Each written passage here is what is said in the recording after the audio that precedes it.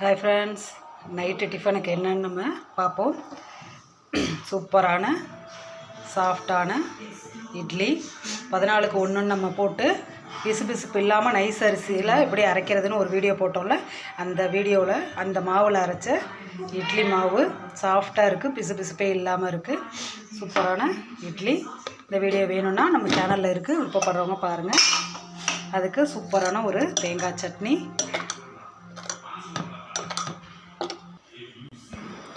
புதுசாக நம்ம சேனலை இப்போ தான் பார்க்குறீங்கன்னா ப்ளீஸ் சப்ஸ்கிரைப் பண்ணிவிட்டு பாருங்கள். அப்போ தான் நான் போடுற வீடியோ எல்லாம் உங்களுக்கு உடனே நோட்டிஃபிகேஷனில் வரும். வாங்க இப்போ இந்த இட்லி இந்த சட்னி எல்லாம் எப்படி செஞ்சோம் அப்படிங்கிறத ஃபுல்லாக பார்க்கலாம். அதே மாவுலேயே நான் தோசையும் ஊற்றுறேன் பாருங்கள். தோசை பிசு பிசுப்பாக வரும்னு நினைப்பீங்க, ஆனால் அதில் தோசையும் பிசு பிசுப்பாக வராது. நல்லா முறுமுறுன்னு சாஃப்டாக நல்லா இருக்கும். தோசையும் பாருங்கள் சூப்பராக வந்திருக்கு.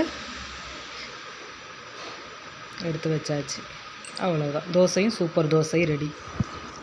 14க்கு 1 போட்டு பிசு பிசுப்பு இல்லாமல் அரைக்கிற அந்த மாவுக்கு தான் இப்போ மாவு அரைக்க போகிறோம். எல்லாம் ஊற வச்சு எப்பொழுதும் நான் சொல்கிற மாதிரி உளுந்தெல்லாம் போட்டு தண்ணி தெளித்து அரைச்சி நல்லா சாஃப்டாக வர்ற அளவுக்கு எடுத்துக்கலாம். தண்ணியை நிறைய ஊற்றிடாமல் தண்ணி தெளித்து அரைச்சிங்கன்னா இட்லி சூப்பராக வரும். மாவு அரைச்சி முடிச்சாச்சு. நல்லா சாஃப்டாக வந்துருச்சு. உளுந்தாண்டிட்டு அரைஞ்சிட்டு நம்ம அரிசி போட்டு அரைக்க வேண்டியதான். இது ஃபுல்லாக நம்ம வீட்டில் நம்ம நிறைய மாவு வீடியோவில் இருக்குது. ஒரு வீட்டில் வேணும்னா அதை பாருங்கள். அடுத்த அரிசியை போட்டு அரைச்சிக்கலாம். அரிசி போட்டும்போது கொஞ்சம் தண்ணி ஊற்றி எப்பொழுதும் போடுங்க, அப்போ தான் அரிசி வெட்டிக்காமல் இருக்கும். அரிசியும் போட்டு அதில் எப்பொழுதுமே நான் உப்பு அதிலேயே போட்டு அரைச்சிடுவேன். அதே மாதிரி போட்டு நம்ம அரைச்சிக்கலாம். அரிசியும் அரைச்சாச்சு. அரிசி பார்த்திங்கன்னா எப்பொழுதும் ஃபுல்லாக நைஸாக அரைக்காமல் ரொம்ப குறகரப்பு இல்லாமல் லைட்டாக கையில் தட்டுப்படுற மாதிரி இருக்கும்.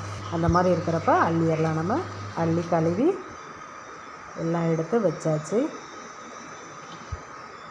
கரைச்சி வச்சுட்டு இட்லி ஊற்ற நாளைக்கு பொங்கி வர்றப்ப பார்ப்போம். பாருங்கள், நைட்டு அரைச்சி வச்ச மாவு சூப்பராக பொங்கி வந்துருச்சு. நல்லா பொங்கி இந்த பாருங்கள் சாஃப்டாக வந்திருக்கு. இப்போ இதை கலந்து விட்டுட்டு இட்லி ஊற்ற வேண்டியது தான். இட்லிக்கு தட்டு ரெடி பண்ணி வச்சுட்டேன். இந்த சைடு தண்ணி சூடு பண்ணுறதுக்கு வச்சுருக்கேன். நம்ம இட்லி ஊற்றுறதுக்குள்ளார தண்ணி கொதிச்சிரும். கொதிச்சோன்னா வச்சுக்கலாம். அதுக்குள்ளேயே தட்டில் இட்லி ஊற்றிடுவோம்.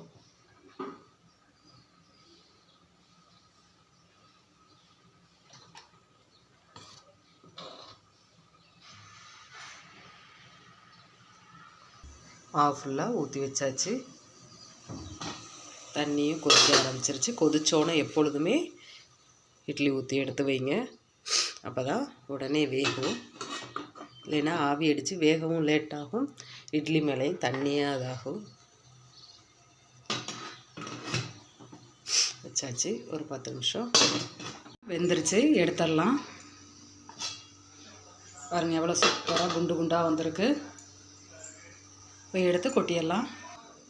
பாருங்க எவ்வளோ சூப்பராக வருது பாருங்கள். நம்ம 14க்கு 1 போட்டு பிசுபிசுப்பு இல்லாமல் அரைக்கிறதுக்குன்னு அரைச்சது கொஞ்சம் கூட அந்த பிசுபிசுப்பு இல்லாமல் பாருங்கள் சாஃப்டாக செம்ம சாஃப்டாக வந்திருக்கு. பிசுபிசுப்பும் கொஞ்சம் கூட கிடையாது. நம்ம இவ்வளோவுக்கும் 14க்கு 1 தான் உளுந்து போட்டோம். பாருங்கள் சூடாக இருக்கிறதுனால எடுக்க முடியல. எந்த அளவுக்கு சாஃப்டாக இருக்குன்னு அமுக்கிறப்ப தெரியுது பார்த்திங்களா? செம்ம சாஃப்டாக போட்டோன்னா பாருங்கள் அந்த அளவுக்கு சாஃப்டாக இருக்குது. பிசு பிசுன்னு இல்லை பாருங்கள், கையில் ஒட்டவும் இல்லை. சூப்பரான இட்லி ரெடி ஆயிடுச்சு. அடுத்து சட்னி என்ன ஏதுன்னு பார்த்து அதை அரைச்சிருவோம் வாங்க.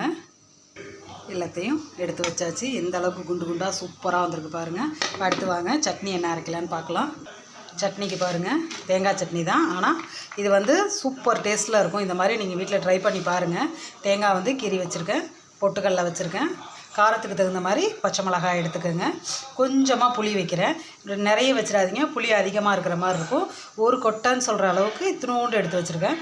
ஒரு 5-6 சின்ன வெங்காயம் உரித்து வச்சுருக்கேன், 3 பூண்டு உரித்து வச்சுருக்கேன். இந்த மாதிரி நீங்கள் போட்டு அரைச்சி பாருங்கள், செம்ம டேஸ்ட்டாக இருக்கும். இந்த வெங்காயத்தோட டேஸ்ட்டும் பூண்டு வந்து நல்லா செரிமானம். ஏன்னா நைட்டில் நம்ம சாப்பிட்றப்ப தேங்காய் சட்னி நெஞ்சு கறிக்காமல் இருக்கும். அதுக்கு தான் பூண்டு 3 பூண்டும் நீங்கள் எந்த அளவுக்கு அரைக்கிறீங்களோ அதுக்கேற்ற மாதிரி பூண்டு வெங்காயம் வச்சுக்கோங்க. நான் கம்மியாங்கிறதுனால 5-6 வெங்காயமும் பூண்டு வச்சுருக்கேன். உங்கள் காரத்துக்கு தகுந்த மாதிரி பச்சை மிளகாய். இதில் நீங்கள் வந்து காஞ்ச மிளகாய், சிவப்பு மிளகாய் போட்டு அரைக்கிறதுனாலும் அரைக்கலாம். அதுமாதிரி பொட்டுக்கல்லையும் உங்கள் அளவுக்கு தகுந்த மாதிரி போட்டுக்கோங்க. நிறைய பொட்டுக்கல்லை போட்டு தேங்காய் கம்மியாக வச்சு அரைக்கிற மாதிரி இருந்துச்சுன்னா அது வேறு டேஸ்ட்டில் போயிடும். இந்த மாதிரி அரைக்கிறப்ப வெங்காயம் பூண்டுக்கு சூப்பராக இருக்கும். இப்போ இது எல்லாத்தையும் நம்ம உப்பு போட்டு அரைச்சிருவோம். பாருங்கள், தேங்காய் பூண்டு போட்டுட்டேன், 3 பூண்டு, வெங்காயம், புளி, மிளகாய் காரத்துக்கு தகுந்த மாதிரி போட்டிருக்கோம். உப்பு போடணும், உப்பு கொஞ்சமாக போட்டுக்கலாம். இப்போ இதை தண்ணி ஊற்றி நல்லா நைஸாக அரைச்சி எடுத்துக்கலாம். சட்னி பாருங்கள், சூப்பராக அரைச்சாச்சு, நல்லா நைஸாக அரைச்சாச்சு. இதை இப்போ ஒரு பாத்திரத்துக்கு மாற்றிக்கலாம்.